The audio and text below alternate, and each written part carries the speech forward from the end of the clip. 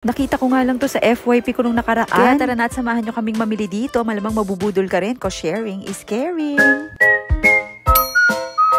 May nadaanan nga akong video na dito daw sa Nishimatsuya ay nagbibenta na sila ng mga summer outfits for 99 yen. At dahil nga papalamig na, ay talaga nga namang bagsak presyo ng mga summer outfits ngayon. Tamang-tama nga at pina-check up namin yung mga bata at mayroong malapit na Nishimatsuya sa pedia nila. Kita mo nga naman ang pagkakataon, no? Wala talaga kaming balak mamili sana. Charot!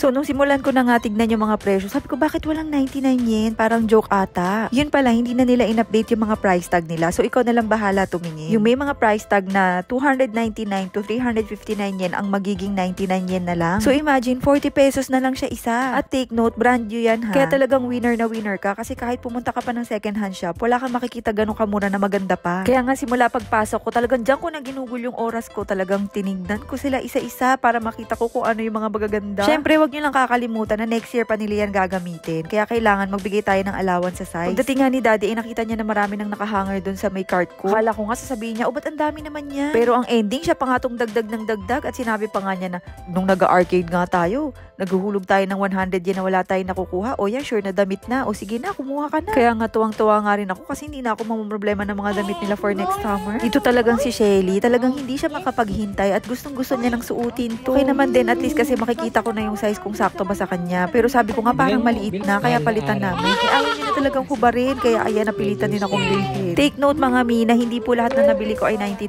yen ha. Meron din po akong nakuha na tig 200, 300 at saka 400 yen. Kasi kung iisipin mo, parang mas mura pa rin naman sila kaysa sa mga recycle shop kasi mga gamit na yun. Yan nga ghost na t-shirt na yan is gustong-gusto ni Kuya Leiron ipabili. And nakita ko na meron din size si Shelly, kaya binilan ko na rin si Shelly para terna sila. Mostly nang nabili ko kay Shelly is yung 99 yen lang kasi yung size niya ang maraming bagsak presyo talaga. Kay Kuya, medyo nasa 200 to 300 yung mga t-shirts niya.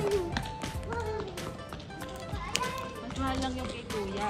389 siya, kaya 199 yung kay Kuya. Ito pa yung isa sa design na nabilhan namin sila ng terno.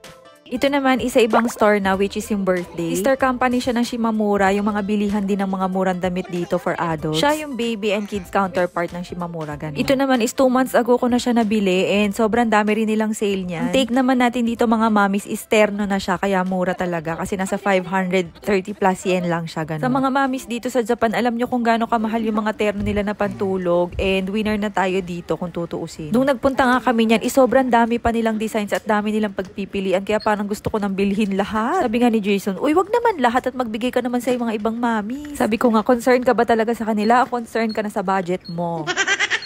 Sa dami nga na nabili namin mga mamis, lagpas yata 10 yung mga yan, yung mga nakahanger na yan. And hindi pa tayo umabot ng 5,000 yen. And nagulat din ako na lahat ng binili namin, sinama niya na pati yung hanger. O ikaw na nanonood dito, ano pang hinihintay mo? Sumugod ka na sa Nishimatsuya. At wag mo na rin kalimutang i-share para naman damay-damay na to. Happy shopping! Jane!